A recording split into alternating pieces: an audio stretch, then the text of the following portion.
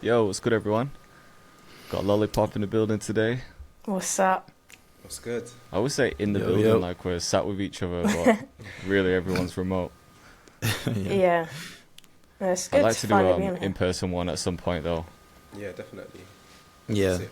yeah, we're gonna have to do that at some point. It's That'd be due. cool. How you do? Yeah, 100%. But how you doing, Lollipop, other than having COVID? I'm alright, other from COVID. Yeah, sorry for my voice. I think my voice is mostly alright. You know, you just get that little cough and then we're all Yeah. good. But yeah, I'm doing alright. Bit tired. You guys got me up at the crack of dawn. Oh, my There's- bad. Are you not usually up this early? Like, I try to wake up at like 9. I wake up Right. to check my phone like 3 times throughout the night just because my brain's like so Yeah. wired, like got to check. But no, I'm not up that late. Some producers wake up at like 3, 4 p.m. That's not me. That's my brother. But What's your Yeah. usual Yeah, I've seen he's schedule producing now, innit? then? yeah, Yeah. he needs to get the work ethic because he's got the talent. Like he made a sick melody yesterday, and he was so excited about it. It's hilarious. He's like, "Lauren, I made this." Like, no, he's not like that. He's like, "Listen to this melody." Like he really values my opinion, which is so cute. But yeah, he's doing really well. Nice. Yeah, Sick. Is he older or younger? he's younger. He's 20. Yeah. Right.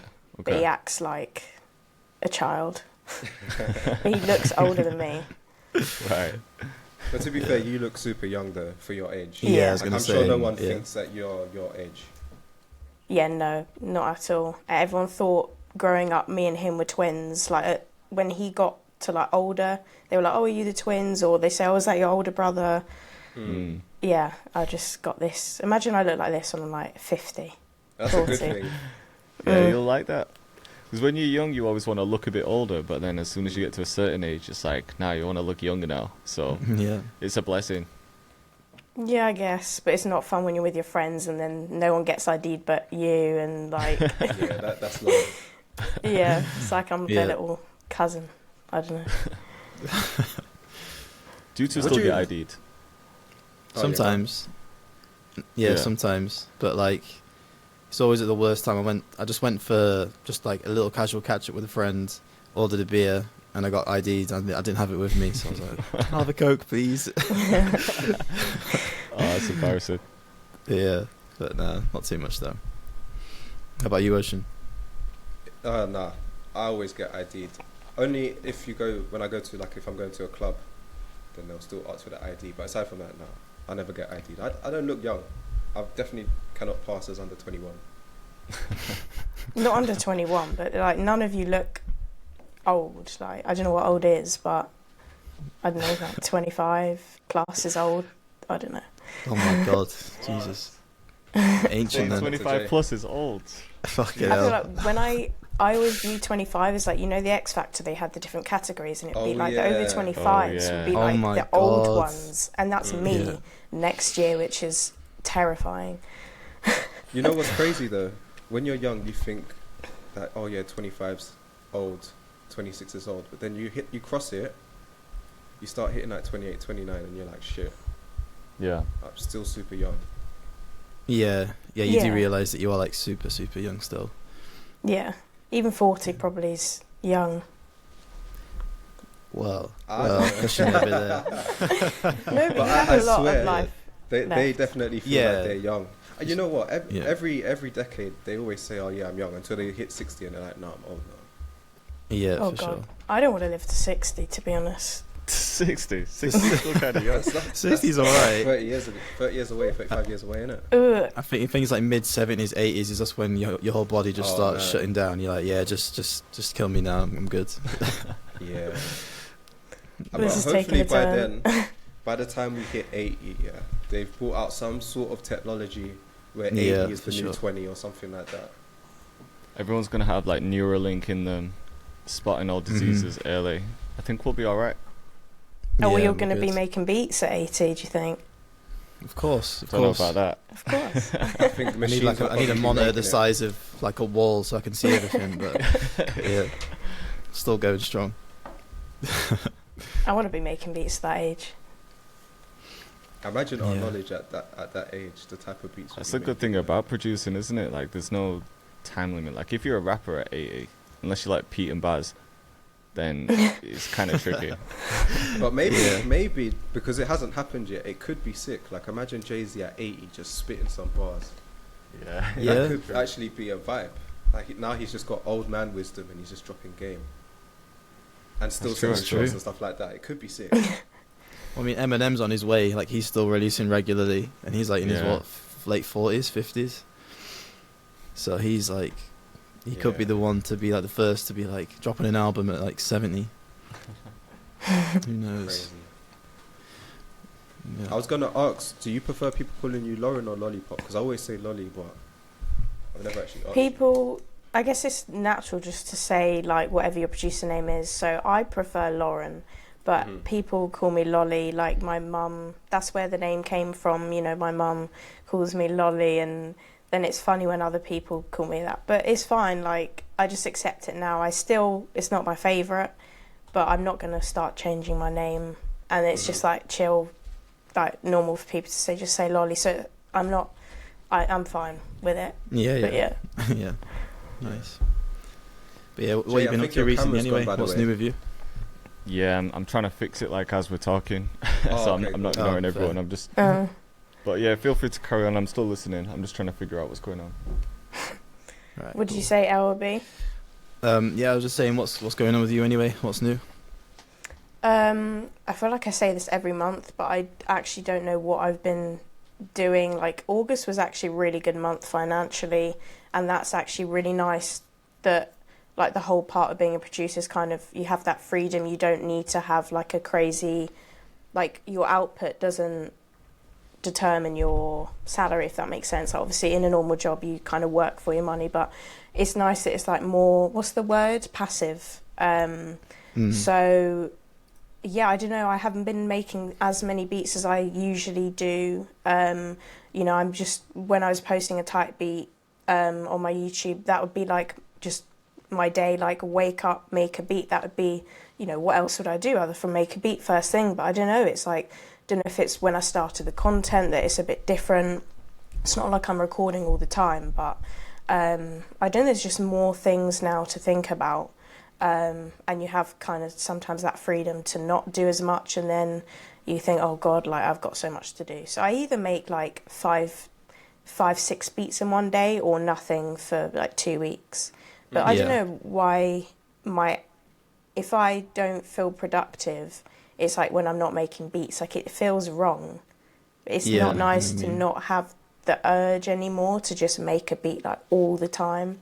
I feel like I'm getting back into it though. You have those moments where you love it, and then it's like different when you kind of have to do it rather than doing it just because you feel like making a beat. But then I can't complain. Like I'm literally complaining about trying to make a beat or not. Like I'm very grateful. We're all grateful for this. You know, if I say to my friends, oh, like I really didn't feel like making a beat this week, and they're like, you know, they've got their jobs and it's more stressful. Like we all have our stresses, and it's still like a career that we have, but I don't know, there's just more things to think about, I guess. Yeah, no, I hear that. It is kind of high stress in some ways because it is passive, and you know, you do have those months where it is, everything's kind of falling in the right places, and you know, financially it's working out, but at the same time it can sometimes swing the other way. So yeah, like you do have months where either you're not motivated or you feel a bit burnt out, and then stuff just isn't really going your way, and then you know, it can swing both ways. So it is, I think it is quite a high stress job for the most part, especially if you're kind of more industry orientated. You know, you kind of hoping that stuff comes through. But no, I do hear that, man. I think it's it can be quite stressful, you know, especially when you're not feeling up to it, because kind of everything's kind of relying on you. So yeah, you've got to kind of stay consistent at something, you know, keep everything going. People looking on the outside as well, they're like, oh, he's just making some beats. Like it looks Post a like few all he videos, is just make making some beats, filming a few videos, but they don't see everything that actually goes into it.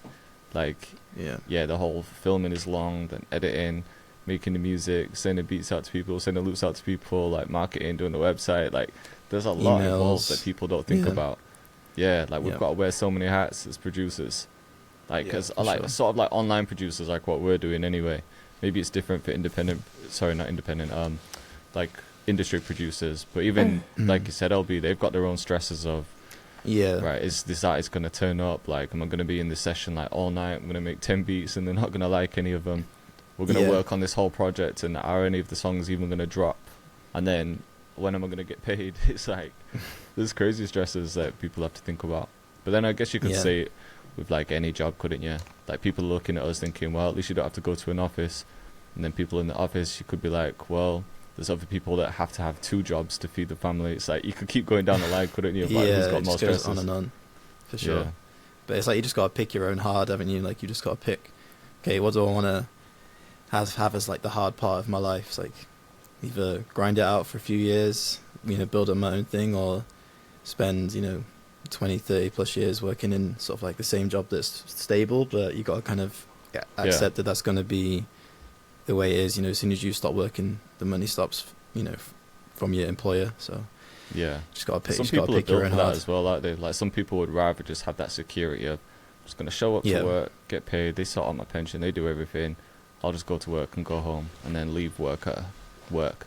Because like you said, like Lauren, with you waking up a few times during the night and being like, probably checking your socials or emails or whatever it is, you can never switch off. Like, it's very rare that my brain will switch off and I'm not thinking about something to do with music. But for a lot of people who just have a job they don't really care about, at least they can come home and just be at home, you know what I mean, without having to think too much about what's going on at work. I always think, would I prefer... No, I'm not even going to consider, like, I just wasn't... Firstly, I didn't know what I wanted to do, but some people, they just can't see themselves working a 9 to 5, or... I don't know if that's controversial to say. I mean, I never thought that I'd do music. It's not like I thought, no, I'm going to be an entrepreneur or I'm going to be self-employed. Like, I never thought that. I just had no idea. But now, I don't know, I just wouldn't... It's just so nice, just, like, doing it from home. But then it is...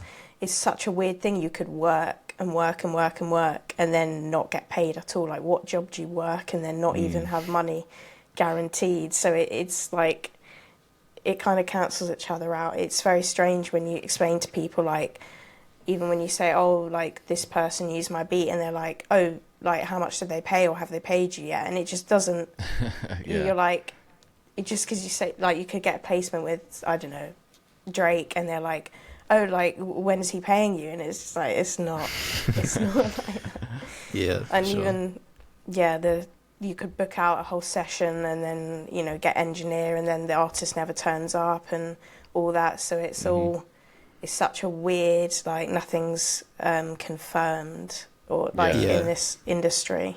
That's not the right word, but like, it's so weird, but we love it. Of course, it's the risk that we chose, I guess. Did you were you working before this, like before you started producing? I'd only done a couple months at M&S, like just at the tills and whatever, and that was just part of a Christmas, like they were just getting in employees for Christmas, so it wasn't like a proper thing. It was for a few months, and I was kind of starting Beats at that time. I remember I was like, I would go into the back, there'd be like a big fridge room where all like the boys would hang out, and I'd be like, I make drill beats, like trying to just impress them. And then I remember I showed them my Instagram, like when I left, and they were like listening. I don't know if they listened. No, obviously at this point it was 2020, and my beats were not. They were not even like drill beats. They were just awful. And I think he like unfollowed me straight away, like not in front of my face. So I remember he was like listening to them in front of me, but then I was like, okay, like maybe my beats aren't that great. But as soon as that had finished, it was COVID, so I literally went straight into beats from then. So I don't know what would have happened if it wasn't COVID, and you know, I had no choice but to be at home. So did you have a plan of what you wanted to do? Like, was your goal to build up a type beat channel? Did you know that you eventually wanted to start doing sort of like tutorials as well, or did you have a different goal in mind?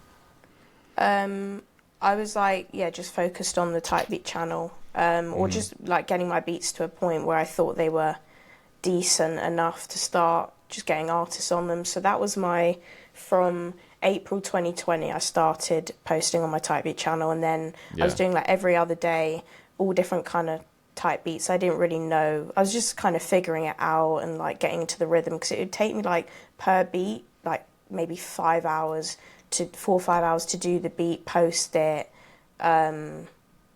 maybe even longer. So it's just getting in the rhythm of it. Then I went to start posting every day. And from April to December 2020, like my first kind of year, I still was on like, I don't know, 80 subscribers. Like I'd posted so many beats. And then I had, like the last week of December, one beat finally started doing well. So then I was like getting into it properly. So I'd say like 2021. And then I wanted to do... So it took a year to get 80 subscribers? There was some... I don't... How many? Yeah, I think I finished, like, not... It wasn't a year, so from April to December, it was 80 subscribers, I'm pretty sure. And then I was going to say it's sick that you carried on, though, because a lot of people at that point would be like, this isn't working, let me just give up. You know what I mean? Yeah. I guess you had that vision. Yeah, I mean, like, there was so many moments that you just want to give up, like, but then you see all these other people, that's how you start out, and so you just have to keep going, like, people forget that as well. Like, you don't just post a beat and it blows up, like, and it's just constant, like, it's the growing a type beat channel is, like, one of the hardest grinds, I'd say, like, online, and then... But yeah, when you're posting every day and you make it, like, that was just my whole purpose of the day, was just make sure I posted a beat on YouTube.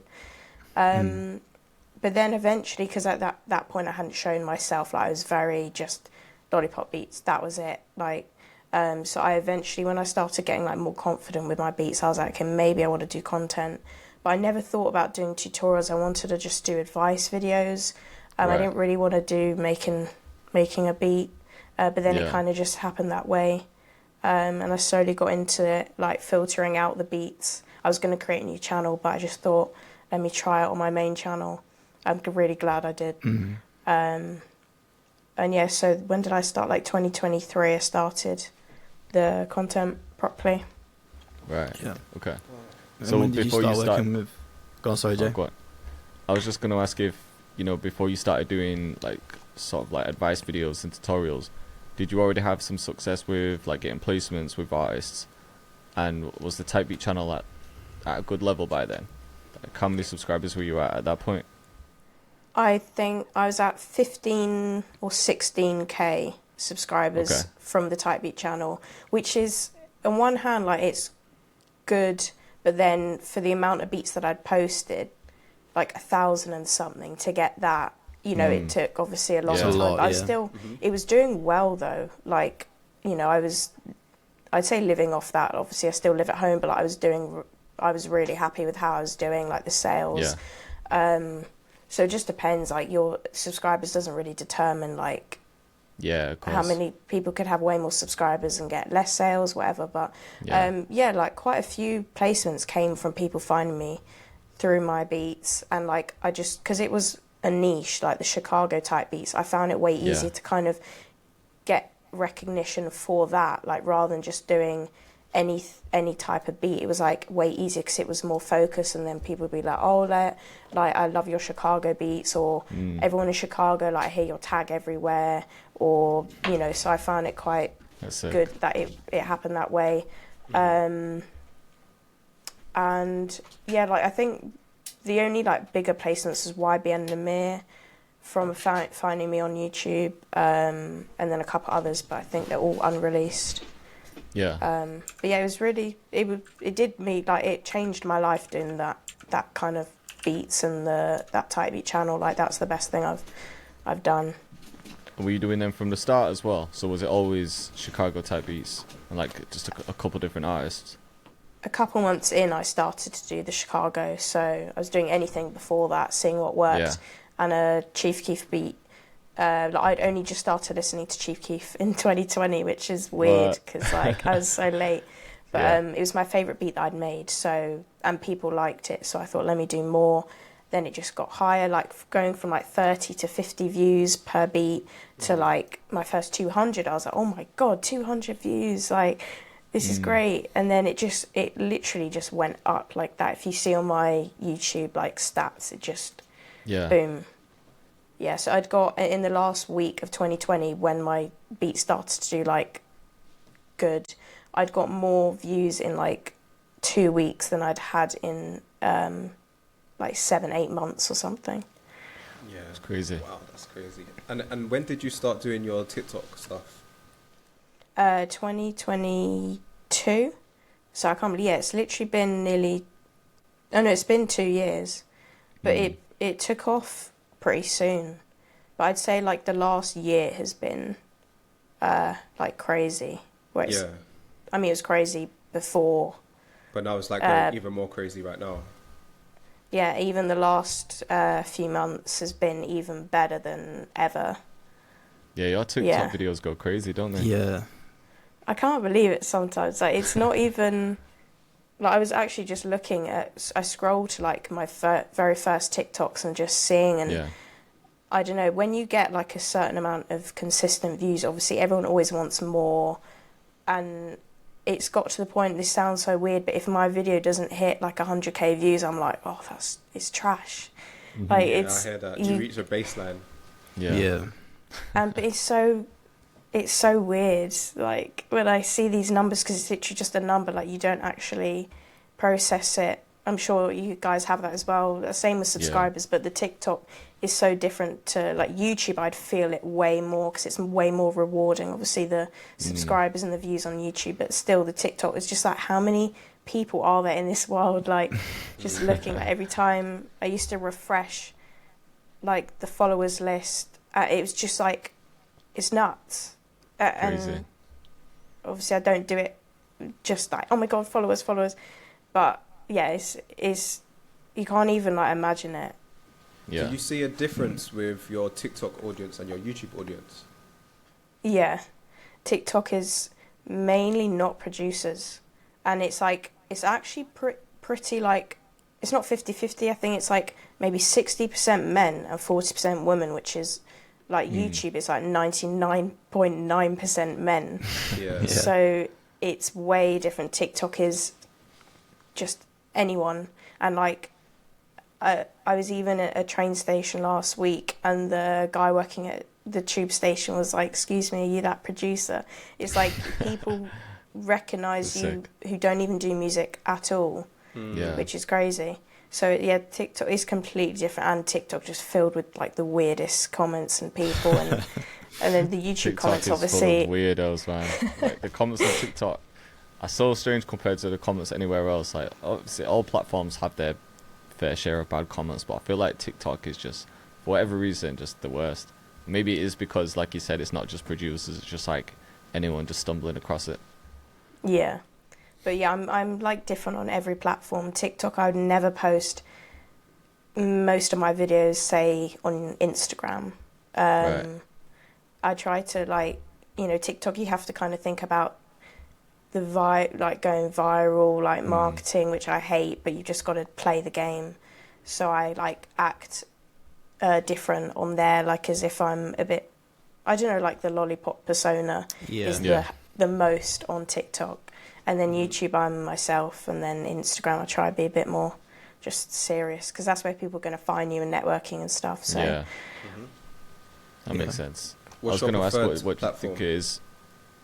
Oh, go on, Ocean. Did you say what platform do I prefer? Yeah. YouTube, I'd say, 'cause that's when you have like the most genuine connection with your audience. I find it way easier, obviously, just posting on TikTok. Like, I don't edit my videos like externally. I just do it in TikTok. Sometimes it takes me a while. Like last night, I was trying to think of a caption for like an hour straight. I was just like rewriting. But I guess you do that for titles on YouTube as well. But it's like, it's just very different. YouTube is 100%. It feels the most rewarding. You know, obviously, I'm trying to get that 100k subscribers. Like, that would just be my absolute dream. And even just getting like 10 views, 20 views of people watching me make a beat, I'd never get over that feeling. And like, just people are so nice in the comments, like, and supporting. I'm like, damn, people are I think like the fan base on YouTube that you can grow is really just, it's amazing. Yeah, definitely. I think because they're searching for something specific and then they're clicking on videos, for the most part anyway. where it's like if you're showing them how to make a trap beat, for example, that someone's probably searched something along those lines and has gone on it. So it's like they're trying to make a trap beat, you're showing them, so it's like how can you hate really? And then on TikTok it's like you're just scrolling through, got nothing to do with music production, but all of a sudden you just stumble across a girl who makes beats. Oh, let me just comment some hate. I find it so strange, man. But it's just how it is. Yeah, but then it's not just me. Like I guess every producer gets hate. I was looking at a producer. I don't really want to name him because I think he's known.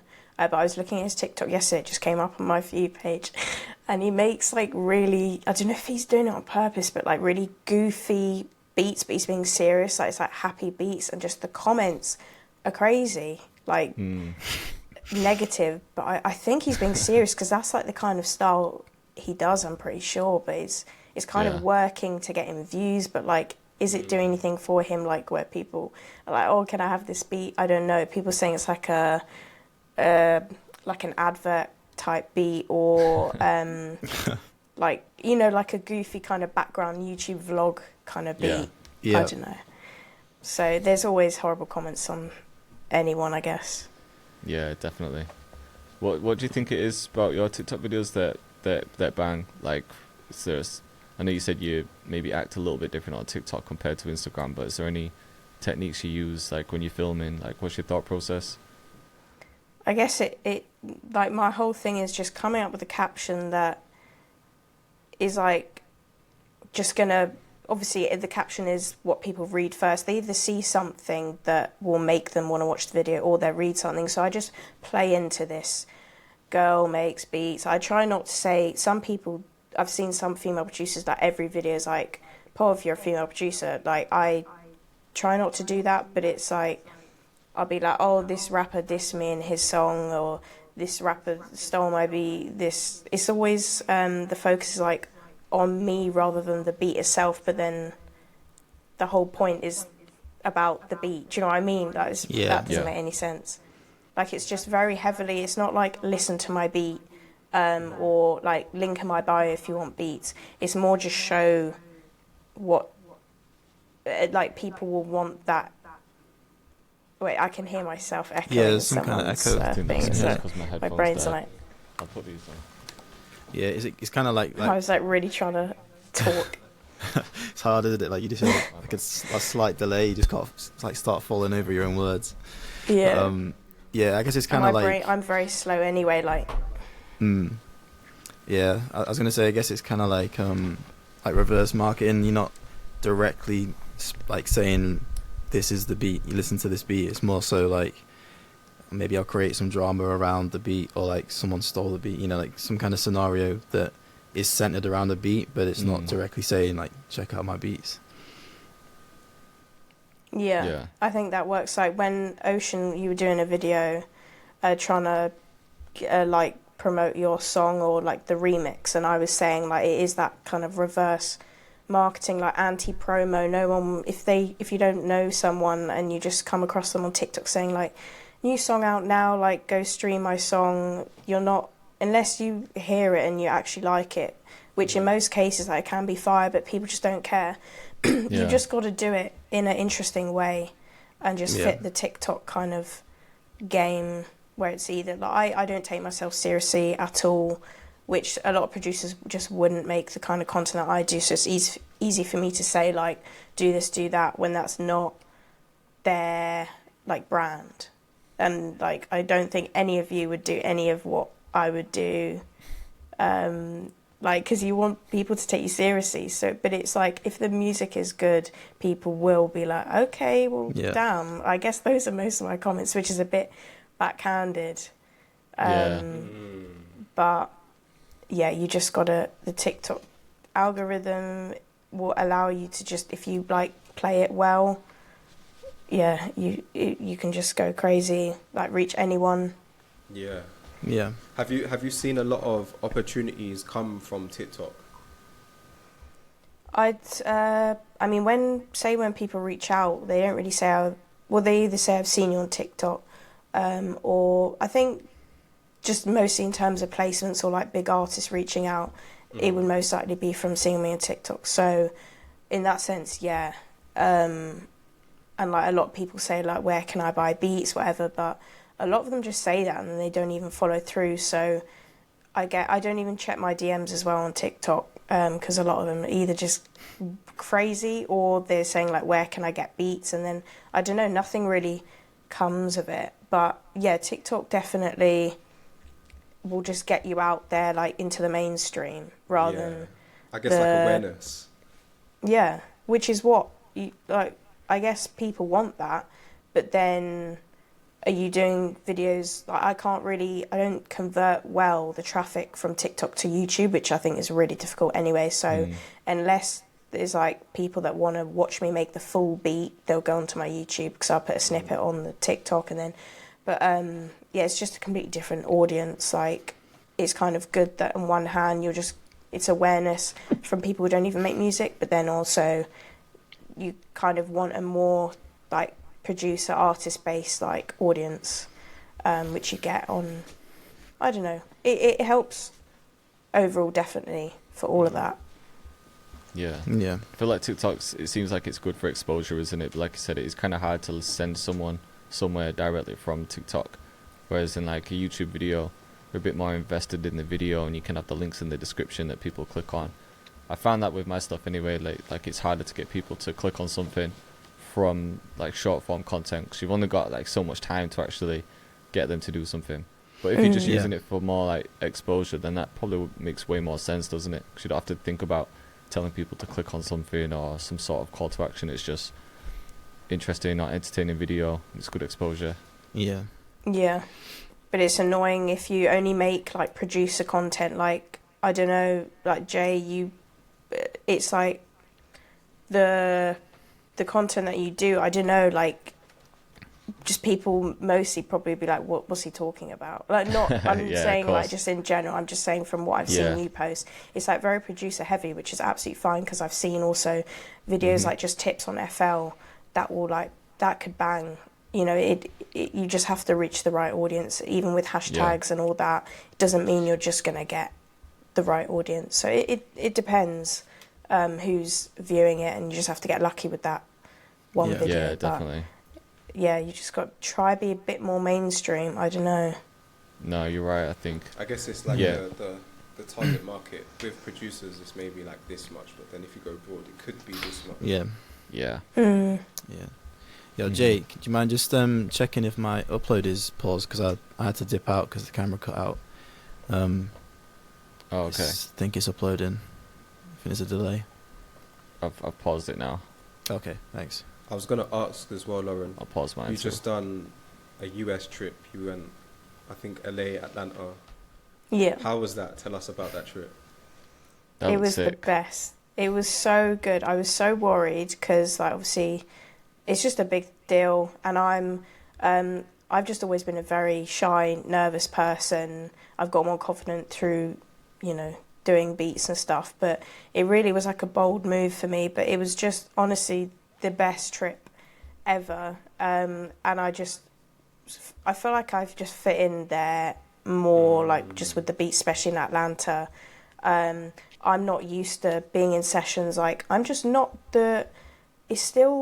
I'm getting used to just like collaborating with people in real life, because it's so different when for years you only were making beats by yourself in your room, like no one to kind of bounce off of. Like I still need to get better at collabing with people in person, and I found that even like in videos, like adding value, knowing what to do to a beat when you're not like when the pressure's on. It's not.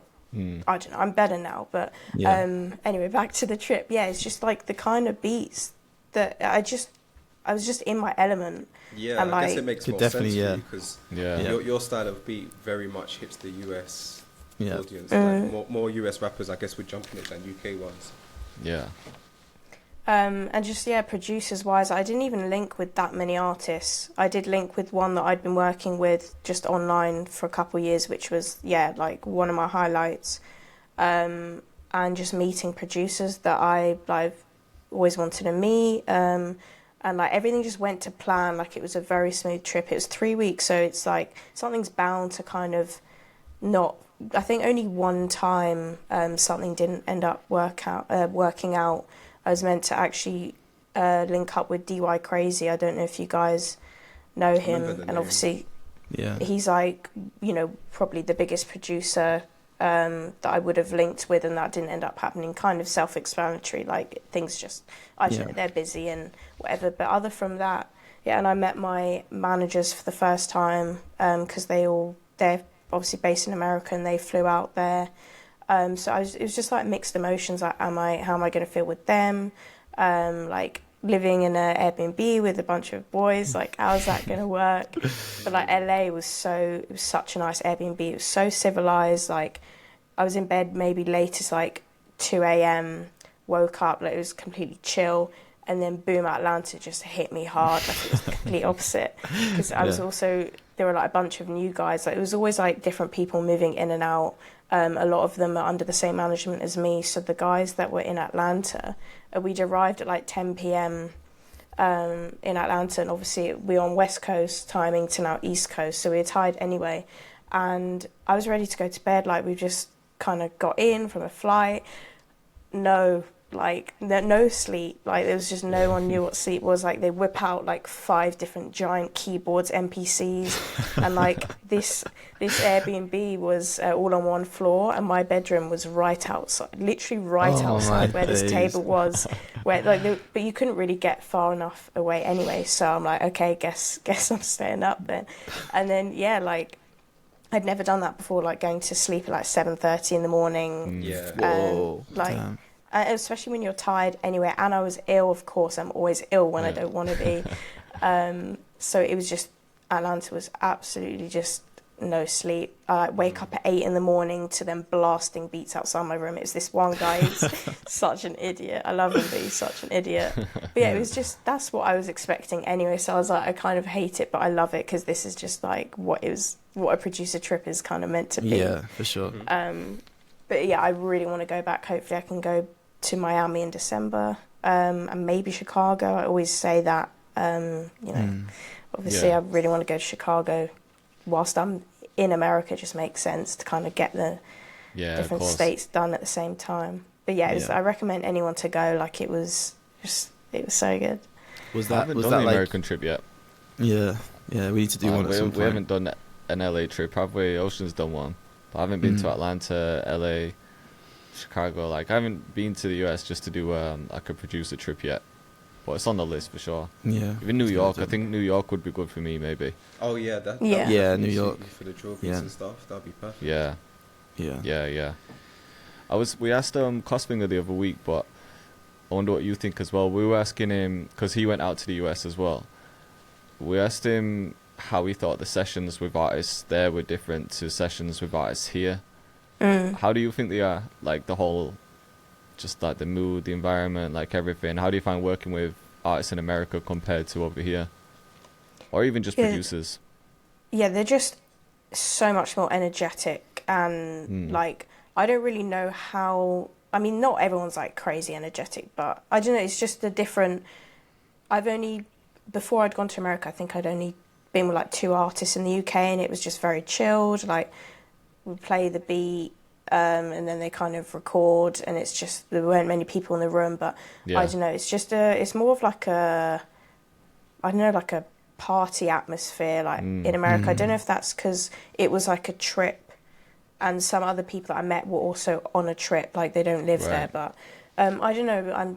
The rapper that I'd like been working with online, like when I met him, he was with like 3 friends. Obviously he said like, oh, I'll be there at 10, and then I didn't really know at that point like the rapper time schedule. I was like, okay, he might be a little bit late, but I'll get there at 10. And then obviously he got there like 2 hours later, which actually isn't even that bad. And for some people, they either don't turn up or it's like, and it's not like it was like super late, but I don't know, they just, everyone, I couldn't believe just how much people smoked there, just like non-stop. And then obviously like I don't know, it's way more, I felt like I enjoy sessions far more there.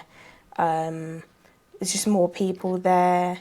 I don't know, but then I can't really compare because I only am trying to do more sessions here now. But I also don't know how, when you're not used to being in sessions, and when you're with new people, you kind of don't know how to act. Like, it's for people who are used to doing sessions, they don't even have to think about it. But Yeah, for sure. I either will be really quiet and like sit on the sofa or something and try not to fall asleep, or like breathe in the fumes, because like I don't know, it's just nuts. Like, I would come out of the room like, oh my god, like. Do you know what? I'm sorry to interrupt, but there was that one video. Was it the rapper that you've been working with online where he was wearing the chain? Yeah. Oh yeah. Yeah, on that one you looked baked. That's what everyone was saying. Face like shut. But then he had a flash in my face, so Fair. But yeah, all the comments were like, "No, what have they got her on?" Like, but no, like, and I've never smoked weed ever. Like, I haven't even taken one thingy. I don't even know what taking like, a thingy. Yeah, so also just me in that environment, like, people kind of like, because I guess the rapper, I don't think he told his friends like who I was, but they know Lollipop, like the name, and obviously 'cause I've done a lot of his songs, but I don't know if he said like, yeah, this is a girl produced, and they're like, they weren't saying who are you, but I was like saying, yeah, like I'm Lollipop. Yeah, and so. But they're like, everyone's just so out of it as well. I mean, his friends are all just falling asleep, like out of it. Or they're hyped. So like 1 minute they're hyping, and then next minute you just look at them, they're fast asleep. That's hilarious. Would you ever consider? I was just going to ask. Would you ever consider moving to the US then to further your career? I've always said that before I'd even gone out there. But then I thought, no, that's not really realistic. And since being in America, I mean, it's just a crazy country. I don't know, like good and bad. I would love to live there. I think it does kind of hold me back being here, because like in that, I know you kind of try and like fit in as many things as possible when you're on a trip, but I kind of felt like I went up whilst I was there, and like the content that I got from there lasted me for months. Like, it just boosted me. Like, I did in Atlanta Off the Porch interview. I saw that, yeah. Oh yeah. And that just did. I mean, it didn't initially do well like on YouTube. Like, I kind of just started doing TikToks of it and not expecting it to do well, and it massively, like, I just think there's way more opportunities there for me. Would I live there? I felt a bit scared, like, in Atlanta, but I would want to live there. So I don't know. I wasn't in a nice area. Like, I was in a terrible area. So would you do Atlanta more than LA, you think? I liked LA as an area. Like, it's just, very aesthetic, whatever. Like, you could have a nice lifestyle there. But I'd say if I'm going to go back, I'd go back to Atlanta. Yeah. And there's way more people there that I'd want to meet again, or like new people. I might do like a couple months there, a couple months here. I don't know how that would work, but I don't think I'd ever permanently move.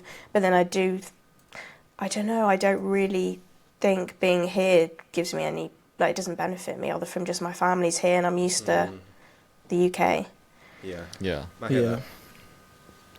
it's kind of tricky just trying to decide where you want to be, because I think, for someone like you, if you're in Atlanta, like, I feel like the progress could be potentially quicker, but at the same time, you'll be things. You never know how it could pan out. I guess you just got to follow your gut, really.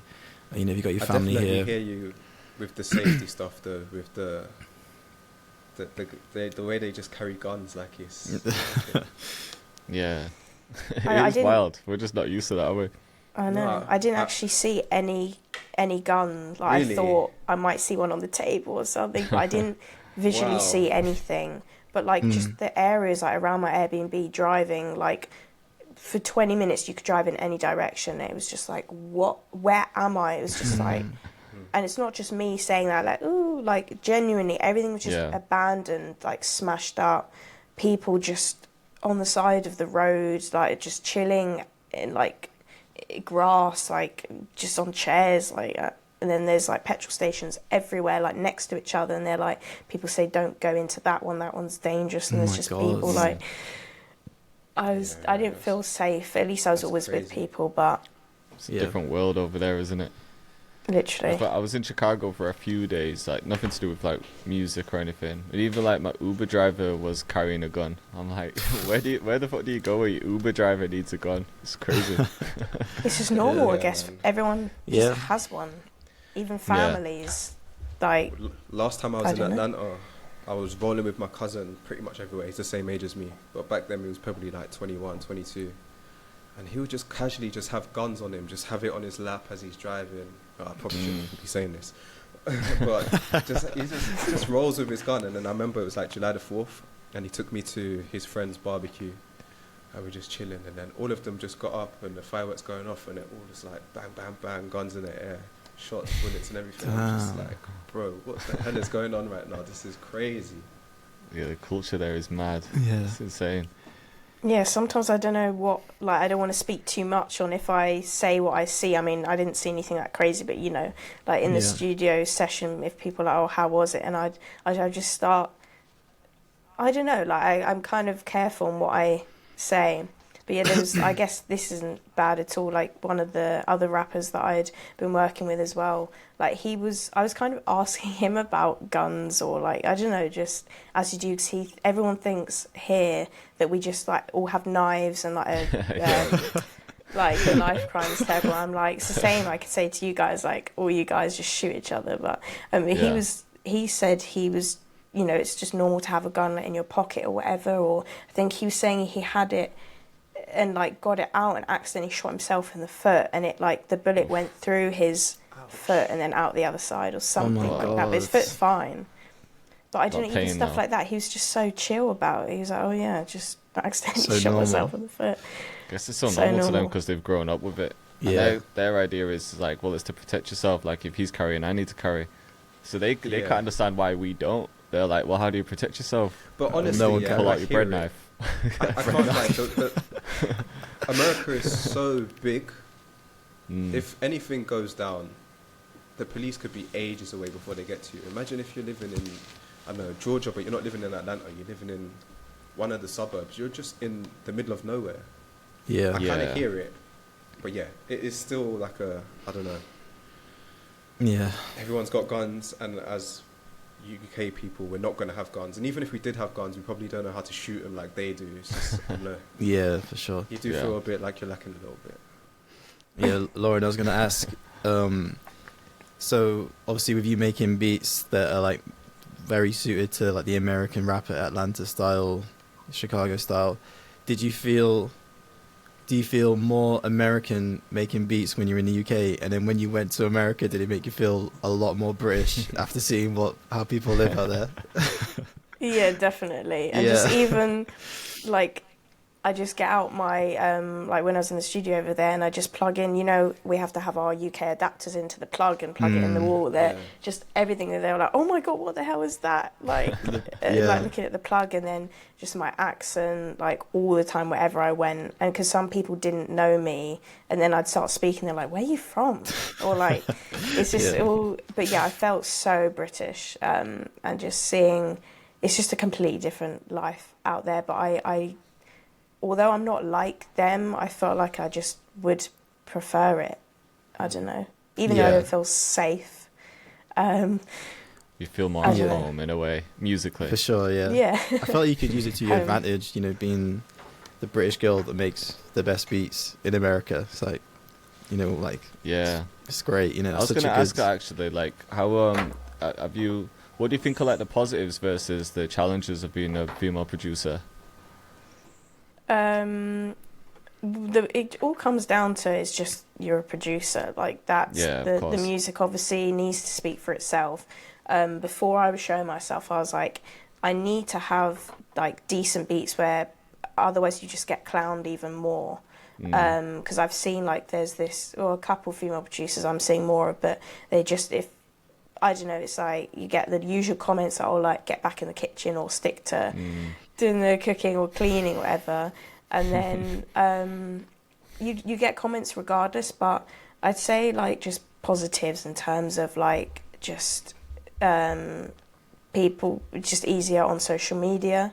But then social media is not the whole point of producing. Like, you need to be in person, and then I've never had any reaction like I've had online. In person, it's like people completely. I've never had a bad experience other from.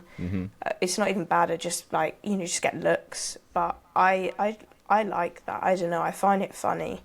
It all just needs to come down to you being just a normal producer that can just forget about that. And if other people can just treat you as normal, which I've had, I don't know if maybe I don't realise people treat me a little bit, say more, like they're more careful with me, or sometimes they don't know how to approach me. But other from that, people just like, I don't know if it's also how I act. Like I'm constantly thinking about how I act as well. I don't know, I've seen other female producers, and they've said they've had, you know, guys constantly trying to like, you know, hit on them in the studio, or they can't just focus on the music. It's always like made to feel uncomfortable. So I kind of take my image of looking young, acting, not like you need to be yourself, you know, and I think I act pretty normal, but also I act more like a boy just for, I don't know, just to make it normal. Like, and I've had to change myself a lot just to be in this industry, because me, before I started this, like, I would not last a minute in the industry, just in terms of being like super sensitive, shy, and just a bunch of other stuff, which I still am, but I'm just, you know, you kind of adapt. So I don't know if I know how to just handle myself and carry myself to make it where it's just, you're a producer. But then, you just do get, sometimes you might feel, like, I don't know how you guys would feel just constantly being in studios with just only girls. Like, just imagine that, like, wherever you go is just girls. And it is Sounds different, right. like, being... I want to do a video where there's like 10 female producers and one guy producer. That's a great and idea. I've said it to some people before, and they're like, sign me up. Like, but yeah, you guys will never know how it feels. But then also at the end of the day, just stop going on about it. Like, like, just, of course, I don't know. But also, I've never had like any friends that are guys, other from one who I don't really view him as a boy. No, that he cannot listen to me say that. But like, that makes no sense. But like, I don't know, I've just never been with guys, and then like seeing what you guys talk about, and like, I don't know, it's all an experience. But at the end of the day, I don't know if it's me out of the other girls that kind of, I just put myself, I'm not going to say I'm different, but like, I can't explain it. Like, no, I'm going to shut up now. I don't know, I can't explain. Well, I think I was asking because obviously, like, when we look at our analytics, it's always like 95+% male, and it's like there's not that. I think more so these days, but there's not that many female producers out there. So maybe people just aren't used to it in sessions. That's why I was wondering if it was like how it was, if that makes sense. Because I imagine there's a lot of haters online who'll be looking, and they might see you and almost like hoping that you beats a shit just so they can hate, you know what I mean? But then they hear that they beats a fire, then it's like, oh shit, like, she's actually sick. So could imagine that sort of being a positive. And then maybe it's refreshing for artists as well, because like most producers are guys, so they'll spend like every day like cooking up with guys, and just maybe cooking up with a girl for once is just like a bit refreshing, just a different thing, you know what I mean? But then it will always come down to, it just does like change relationships, and like, I can't just, you know, you're chilling with the boys or whatever. It's like, it is different when, like, I feel like I will never have like a close relationship with an artist or a producer or whatever, where how you'd have it if you're just a guy. And then some people don't even want to use your beats because you're a girl. Like, it's kind of embarrassing, say, if it's like a hard kind of beat. Sometimes I'm like, am I taking it too far with, like, because I like to promote the songs that I produce. And I'd like to think that I've helped the streams a lot, or just recognition, like, oh, I've heard the song through, you know, the producer, which is, you know, usually not how it works. But some, I don't know if the rappers would feel a bit like embarrassed, like that either they're like, because I've had people say like, I wouldn't want her to, like, if I found out she used the beat, like, I wouldn't want to use it. but that's like I haven't heard that much. But also, That's it is kind of, crazy. if you want That is like a crazy. hard song, and then you're like, oh yeah, like this girl produced it. Most of the time, it's like, oh damn, like that's crazy. You know, you wouldn't expect that, but yeah, it's fire. Or it's like you kind of feel like the hardness takes away from it because it's a bit embarrassing. I don't know, because the way I promote is like I just promote like the songs that I like the most. Obviously, like producing kind of the bigger artists. The people and who if have you said see- that, has that just been like comments from randomers, or has that been actual artists that you've worked with? No, it's Or that like have used your beats? comments from randomers, but then I don't know how the artists are feeling. Like I don't know. I mean, I help to push the song. Yeah. If you go in the music videos of the songs, it's like a lot of comments are like, oh, like hear from TikTok, or hear from that girl who produced the beat, or like Lollipop went crazy. So it's all mostly positive. Yeah. That's good. But I just still don't know how they feel. Some people genuinely wouldn't want to use a beat because it's, or they just keep me like Yeah. private. I don't know. Well, I guess that's kind of like, in a way, like it's almost a positive. You can take it as a positive because then you just kind of filtering out the people that you probably wouldn't have wanted to work with in the first place. Like those people, I guess they're just kind of shallow in that kind of sense. Like that's the only reason why they're not wanting to work with you, just because because it takes away from, how hard the beats hit in because you're a girl. Like I don't know, man. It seems kind of crazy. But I guess it's good though, because then, like I say, those people you definitely probably wouldn't want to work with anyway. So Yeah, if they're just randomers, I'm going to come back in 2 I feel seconds. like they are. yeah. all right. Cool. Yeah, I feel like they are. If they are just randomers, then I feel like they're just trolling. Yeah, and it's for like, sure. maybe if you went on their page, they're probably not even releasing music themselves anyway. Yeah, Like few followers, anyone but who's serious profits, about yeah. the craft Yeah. shouldn't really care. So I feel like that is just pure trolling. And even Yeah. if they were like a low-key eyes, I bet if you hit them up and was like, oh, I really like your music, I was Yeah, thinking wondering they'd if we could recoil work straight together, away. they'd be like, yeah, can you send me some beats? You know what I mean? Like Yeah. they change their minds straight away. So Yeah. Yeah, exactly. So, mhm. and you attract the professionals. That's what we wanted. That's what we wanted in the first place, right? So, yeah, Yeah. it's all good. That's true. Yeah, I saw you. I remember I dropped you a message a little while ago, and you posted like something on your story. I think it was something like saying you were like burnt out, or like you just didn't know like what direction stuff was going in or something. But yeah, what was that? What was going on then? Like, what was the whole situation at that point? I've felt like that so many times, so I can't even now put a finger on it. But yeah, it just, I don't know, just balancing everything, just being like a full-time content creator, whatever, like just the editing, like I'm like an all or nothing person. I find it really hard to multitask, focus on different things at once. So it's just, I'm either like focusing on making beats or focusing on editing, but then I've already made a beat in the video. I don't view that as like a beat. Yeah. Obviously it is a beat, but like I can't explain it. I say that a lot. I just don't feel the same anymore. Like just making beats, I guess when it goes from a hobby to career, it's going to feel different naturally. Just being your own boss, like motivating myself. Like I don't really have anyone checking up on me. I've kind of told my management, like, can you kind of like just check up on me? Because either I like do really badly with pressure, or it kind of helps me. Usually I really struggle with pressure. I feel like really, like when I was in school, just pressure and just the feeling of being like boxed in really like made me feel like can't even say it, claustrophobic. Yeah. And like the fact now that there's like no limits to anything, I just feel like freer. But when say like deadlines, they either really stress me out for no reason, or I'm fine and like it helps me to actually get my work done. Yeah. But I don't know, I'm just finding it like every month is different, and like I'm quite an emotional person anyway, so I guess if I'm not feeling like 100%, if something's going on, I'm annoyed at something, I'm not going to be in the mood to like just get on and make a beat or edit, or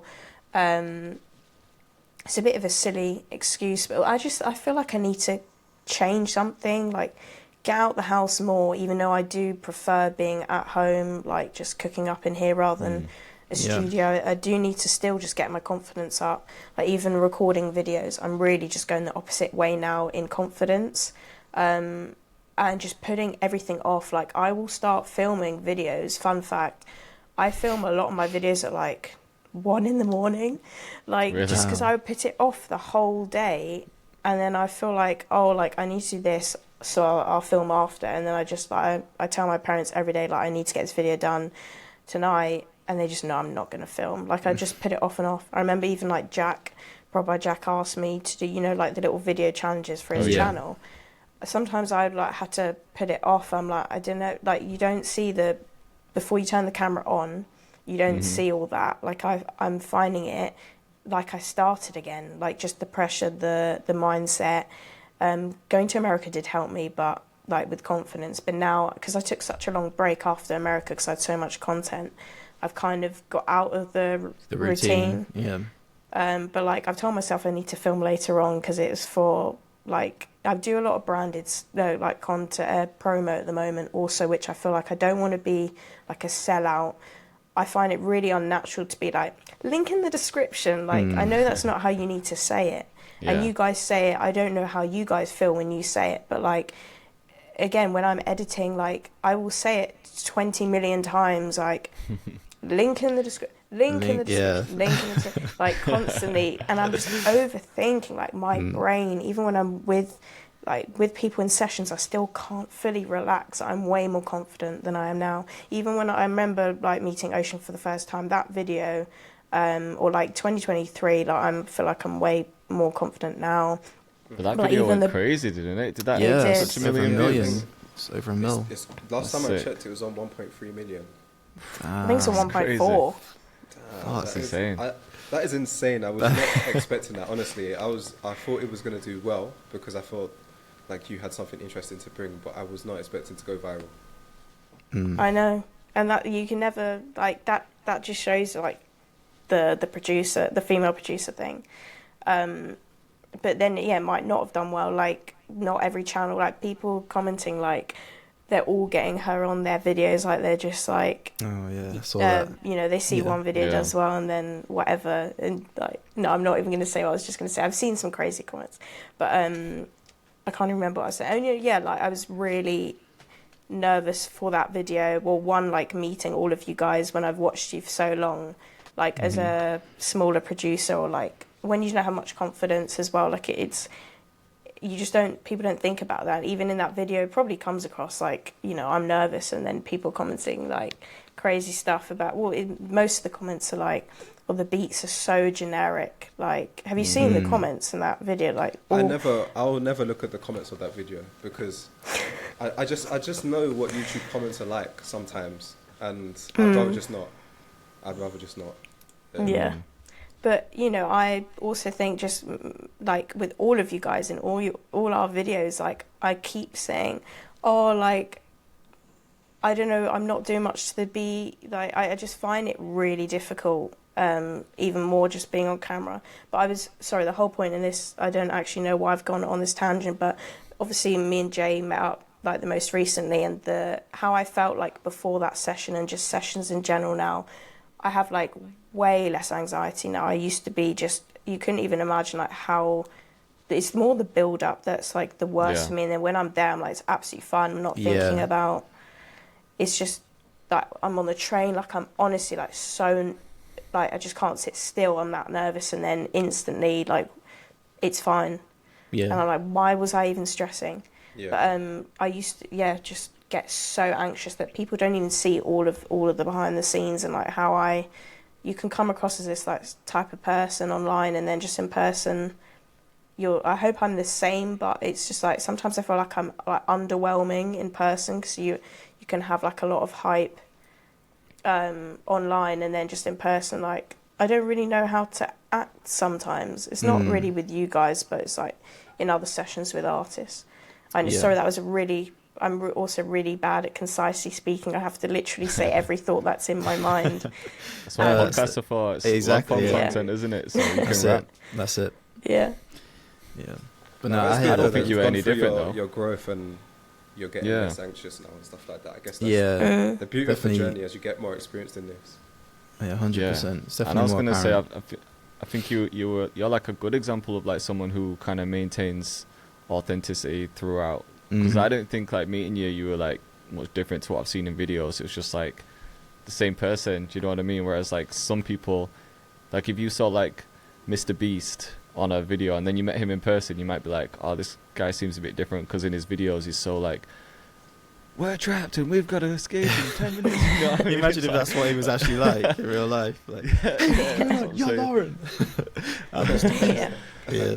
So, but no, I think you maintain authenticity for sure. Like I didn't notice any different, because I think we all feel like that. Like I definitely feel like that sometimes. Because when you film in a video, you almost feel like you have to at least show some enthusiasm compared to if you're just in a room like just chilling. Because when we're with each other, like there's no need to like talk loud. We're just chilling. Everything's relaxed. But in a video, because you're explaining things, you almost do have to show a bit of enthusiasm. So I can get why that feels like it's not authentic, but I think we all feel like that, really. I don't know about you guys anyway, but I definitely do. I feel like I still got some sort of a YouTube voice compared to when I'm just like talking in person. Yeah, definitely, I agree. Yeah. Maybe on camera, just amplify it a little bit, amplify who you are. It's because it's through the camera, but yeah, we're pretty much all the same. Yeah, I think we're all the same.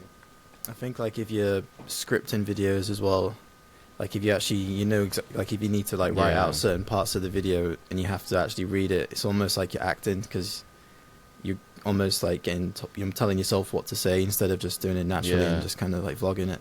So yeah, even in those situations, you do kind of feel, like you're not being you. But yeah, I think we kind of look into it more than anyone else. Like they'll see it and be like, yeah, it's fine. But we always overanalyze. Yeah, I can't script videos because it just, other from like if I need to say a couple sentences like in the promo video, other from that I just can't. Like some producers, they plan out exactly what beat they're going to make before, so they've made it, and then I've done that like once or twice, and I've taken pictures on my phone of like everything that I've done. It's taken me way longer than if I was just to make the beat on the spot. Like I can't fake anything. I have to be natural. Like the scripting, it just doesn't work unless when you're trying to say like, a lot of information, you do need to have like at least bullet points or something. I just need to be the most natural, not overthink, because it doesn't come across like that most of the time to other people. They're not thinking what you're thinking. Yeah, exactly. So, I was going to ask as well, I know this is like changing the topic again, but with when you had the type beat channel, obviously you went from doing type beats and you said that your income was like doing great then. What made you change to tutorials then?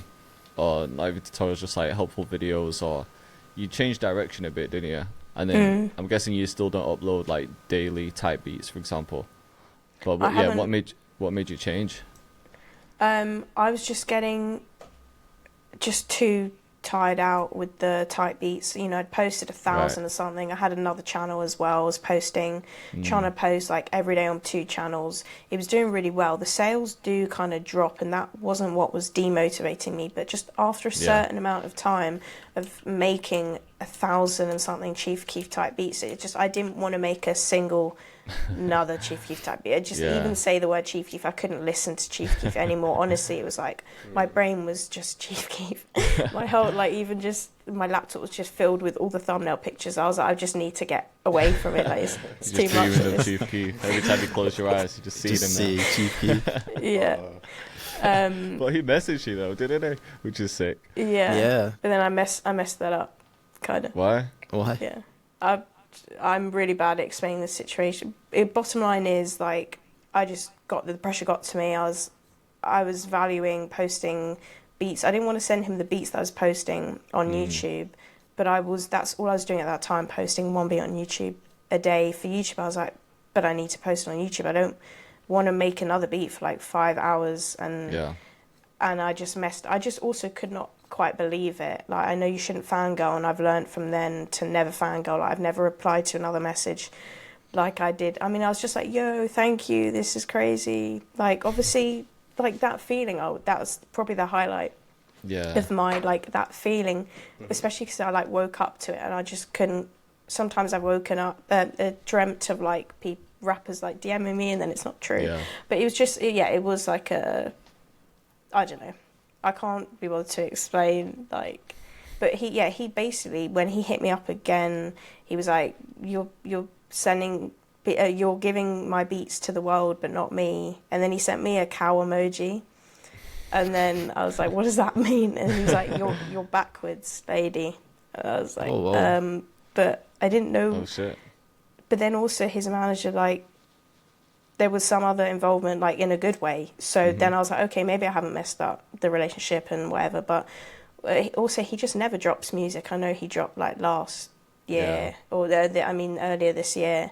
But it's just like, I don't know, he always be like, I have him to thank. Obviously, I was using his name, his sound to kind of inspire me and, like, made, you know, changed my life that way. I mean, I could have picked Drake and then it would have been the same situation. Obviously not really probably with Drake reaching out, but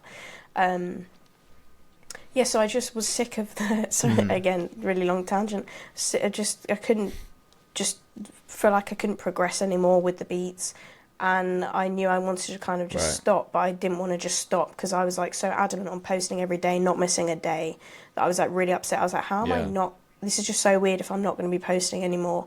But then I did one video, like how to grow your type beat channel, because I'd wanted to do that for so long. And then people really liked it. And then I'd done another one, like a Chief Keef type beat tutorial. And then I just slowly filtered out. I didn't even plan on stopping. Like, I thought I'll do it on the side, or like I post one content video, like tutorial, whatever, a week, and then like 6 days type beats. But it kind of, if you see on my channel, it just kind of came to a stop, because I didn't expect the content to do that well straight away, because I had done one video like where I finally figured out how to use OBS and then film myself making a beat, and then it went crazy, and I was like, damn, like I've never had that growth, you know, in the years that I've been doing YouTube. You could get way less views but get way more subscribers through content rather than just the type beat. So I just enjoyed it. I was like, okay, let me just go for it. And it's completely helped with confidence and like just reaching a new audience, giving me like just a whole nother sense of purpose. And now you can also, I want to start probably next month doing the type beats again, because it's been a long time. I want to start getting to work with people again. Like, it doesn't matter who you are, how big you are. I just feel like that really helps you just get your name out there even more. But I'm going to put a spin on it. Like, I'm going to try and do it like for a video, see how well it does. Like, maybe just have my face to it more, like, and push I made this beat, but in type beat form, because I don't know how that would work and if that would do well, who knows. But I definitely want to start the type beats again. I'm ready now, because I feel like that gave me a purpose, and you just like grind it out, and then you just, once you get in the rhythm of it, it's like just normal. And then you can get sales, because I still, you know, I want to do the placements, beat selling, the, you know, the videos, the everything else. So I feel like I can do that now and balance all that.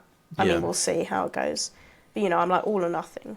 So yeah, makes sense. So is your main goal still going to be focused on like YouTube and like the content side, rather than getting in as many like sessions as possible with artists? Yeah, but also I do want to make it more of a priority to have more sessions, even just like low key. Like I was at Pirate a couple of weeks ago. I met an artist there, probably going to set up a session with him. But again, I always find it like a bit, what stops me is that I always want someone else to come with me, and I'd love for my brother to just be that person that now he makes beats. I just, you know, I just need that kind of producer, best friend, whatever, or just someone that you can be like, oh, do you want to come studio? Yeah. Like, I don't have that person. And then like none of the studios, I have to travel so far. I mean, I complain I'm in London, and I know you guys have travelled much further, but my brother just would not come with me. He's a million times more nervous than me.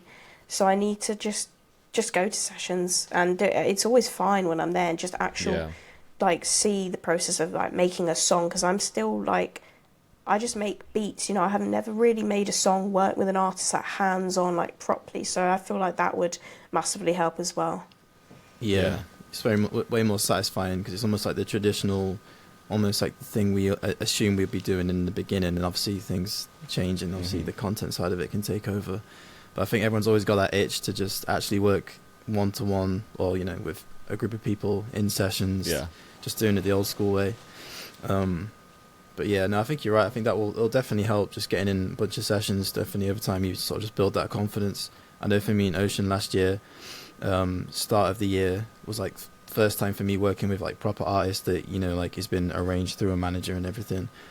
And first start of the year, you start off kind of like shy, not really knowing what to speak about. And then by the end of the year, you kind of just figured out the routine of like, okay, this is normally what we speak about when they come in the session. That are like, what you've been on recently, what kind of music you're making, and then from there it kind of it flows natural. But yeah, definitely sounds like a good plan for sure. Yeah, so you just realize that everyone's human, don't you? Yeah, like you have this like anxiety before meeting someone. Like I haven't had sessions with like crazy big artists, but even just like some people on some levels where I might not have been able to approach them a few years back. So you have this like vision in your head of them being superior or something, and then you get to the session or you meet them in person. It's just like me. It's just another person. Just like everyone's just fine. You know what I mean? It's not like you get to a level and then all of a sudden your whole thing changes and now you can't speak to other people. It's like, I don't know. Yeah, we're all the same basically. Yeah, I don't really view it as I'm scared to meet the people. I just think it's more my performance. Like, am I going to need to make a beat on the spot, or if they're doing a beat that I'm not really, say if there's other producers and like I need to add to the beat, but I don't really know what to do if it's not my usual style. Like, because I'm not very versatile, which I just need to get out of that. But yeah, even just playing beats, like when you send out beats, because obviously I've had the luxury, like I've been lucky to have like thousands of people use my beats, and when I send them out, I kind of see a pattern of what ones they choose. So I feel like I'm really good at knowing like what to do when sending out beats. But then people picking a beat in person, like how long do I play the beat for? And do I know if they're feeling it or not? Like, do I look at their face the entire time to see if like they're feeling it? Like, it's just a lot of things you don't think about when it's just natural for you to be in sessions. I just don't think I could be that producer that's constantly in sessions, like throughout the night, like every day, grinding it out. Because that is a whole other grind. But you just a bunch of stuff like that, like being able to make a beat on the spot, which is what they want. I always try and do it as quickly as possible. That's all I'm thinking about, trying to be quick. And I just stress myself out. What if there's like, I don't know, like my laptop has crashed before. I wasn't making a beat for an artist, but, and then it kind of just messes up the vibe. So it's just, the more you do it, the easier it is. Yeah, definitely. Yeah. All those things might happen, and then once they happen, you just realise it don't matter. Doesn't matter, yeah. Shit happens. It really doesn't matter, yeah, shit happens. Yeah. I guess there's some things you just can't control, can you? So it's like, as soon as your sentence starts with "what if," that just means you're just thinking about the wrong shit. Because it's like you can't control those what ifs. It's like you guys just said, if it happens, it happens. Yeah. And also, the lifestyle's so different as well. A couple of weeks ago, Rowdy Rebel was in London, and I was like texting him when to link up, and he'd be like, "Oh, tonight." He was like, "Oh, tonight, I've got the studio," and then I was literally, I don't know if I'd got ready to leave the house. Like, 'cause again, I don't drive. Like, I'm travelling far. I'm on my own. And I think, luckily, I hadn't left the house yet. And he texted me saying, "Oh, I can't make it." But, like, what if he never texted me? I can't make it. I would have left. And, like, but then it ended up happening, I think, the next night. And I thought, it's 11 p.m, still haven't heard from him. Like, it's probably not going to happen, because I can see on his story, he's, like, out and about, like, busy. So I'm getting into bed, and then I get the text saying, "I'll be at the studio in an hour," So I had to just, all right, then I'll get out of bed. I have to go to my dad, who's like half asleep, and say, "Dad, like, I'm going to the studio." Or I was kind of like, "Oh, I'm so tired, but I have to do it." And my dad was just like, "Go," So it's not like I have to explain to my parents. I did text my mum, because she was at my grandma's. And I was like, "Mum, like, I'm going to the studio." She's more like protective. And she was like, "Okay, please be careful." But she would like stay up all night, like worrying or just wanting to hear from me. I'm like, "Mom, I'm fine." And then she wouldn't tell my grandma. She's like, "Oh, I wouldn't tell my grandma," because she would just be like, "What are you doing letting her go out?" But like, I'm nearly 24, like, it is the industry. But anyway, the session went well. Like, I ended up getting there like really late, because I was just like, also I have to, like, it just takes me long to get ready, even though it's not like I'm putting on makeup, like loads of makeup. I don't know, just as a girl, it's just a bit different. It's definitely and like, longer for a girl. Like we can just like, shower, put clothes on and a hat. That's it. Just out of the building. And I need like notice. Like I need time just to process and know. Yeah. Like I just need to be organised. I hate how it's not organised. But I ended up getting it, I think, nearly 1 a.m. I turn up. Obviously, 'cause when someone sends a postcode, like it always, I just turn up at the wrong place. So I was like not at the studio at all. He wasn't answering his phone. And then finally this other guy who's there was like, where are you? Like FaceTime me, show where you are. And he was like, no, you're not there. You need to. I'm like running in at 1 a.m. like down the street with my whole life in my in my backpack. You know, like I eventually found it. And then I just go in and Rowdy's just like chill on his phone. Like he was just like not very present. Like so. Hi, which is fine, and then eventually he was like, "Oh, what's up?" You know, sometimes I'm like, there was nowhere to sit other from like next to him on the couch, and there was just like a bunch of cash spread out all on the couch, and I'm like, "Excuse me," just gonna like push the cash to the side, like perch on the end. But no, I'm like fine. If I hadn't have gone to America, I probably would have like been panicking in that situation, like. Am I really gonna go out the house right now at this time and like go? Like America's completely now. I'm kind of know how it's gonna go and the vibe and how to be. How did you connect with him in the first place? I'd had a couple songs with him. He found me through my second channel, which had like 1,000 subscribers. Oh shit! Okay. So he just was that his type of beat as well, like a Rowdy Rebel type beat? No, it was a Lil Durk type beat. Okay. So I don't know if he was searching Lil Durk type beat, but so I'd done a couple songs with him. I was always sending him beats, and he was always sending me back the songs. So I like worked with him a little bit. But yeah, it was decent. But it was a good session though in the end. You managed to get some stuff done. Yeah, just one song. But still, I didn't even mean to play the beat. I meant to play like a newer version of the same beat with the same name. Right. But yeah, they ended up just hopping like straight away. It's cool to see the whole process. Even though I don't have any more input, like it's weird. Like I don't really know what to do. You just sit and watch. Like the engineer's recording. There's nothing really you can do. I'm not just gonna tell him like, oh, say it like this, or I mean, it's not really at that point yet. Yeah. And he was just gonna freestyle and do whatever. So it's also knowing kind of just how to add value, even if your job is done. You know, with the beat. Yeah. So. Definitely. I think that point of like playing a beat in front of them is like quite important, isn't it? Because it's like you could send that beat pack out in an email, but he might not be in the mood to make music at that point. Like maybe he's like out and about, or I don't know, for whatever reason he's just not feeling a vibe. But then if you're in a studio, like he's there to make music, so he's gonna take it in a bit more, isn't he? If you play it him like right in front of him. But I know what you mean, like going to a session and then you play beats for someone and then they start recording and then you are just like sat there for a while. So it's kind of weird, but it's always good to meet people in person as well, though. Once you've met someone in person, you just have a way stronger connection, I think. Yeah. Yeah, definitely. Yeah, kind of breaks that barrier of like, are these like this person like a normal person, and when you meet him in person, it's fine. Yeah. Yeah, we could probably wrap up there if you want. We're going more than an hour. Yeah, sounds good. Cool.